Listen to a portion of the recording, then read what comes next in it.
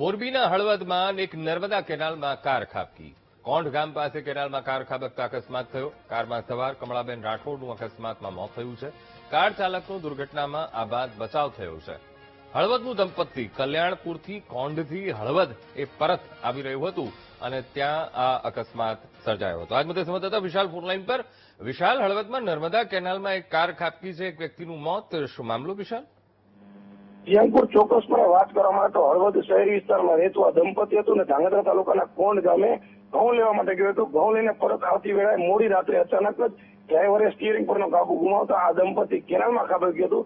નર્મદાની બ્રાન્ચ કેનાલમાં ખાબકતા હાલ તો જે દંપતીના પતિ હતા તેને કૂદકો મારી બહાર આવી ગયા હતા. તેનો આ બાદ બચાવ થયો હતો, પરંતુ જે મહિલા છે કમળાબેન, તેઓ કેનાલમાં કાર સાથે ડૂબી ગયા હતા અને તેનું ઘટનાસ્થળે મોત થયું હતું. ત્યારબાદ સ્થાનિક કરવાયો અને ધાંગધ્રાની ફાયર બ્રિગેડની ટીમે તેનો લાશ બહાર કાઢવાની તેમજ ઇકો કાર બહાર કાઢવાની પ્રક્રિયા હાથ ધરી. તેના આખરે મૃતદેહ મહિલાનો મળ્યો હતો. તેનો ઇકો કાર પણ ક્રેનની મદદથી બહાર કાઢવામાં આવી હતી. અંકુર. જી બિલકુલ વિશાલ, સમગ્ર માહિતી સાથે જોડાવા બદલ આપનો આભાર.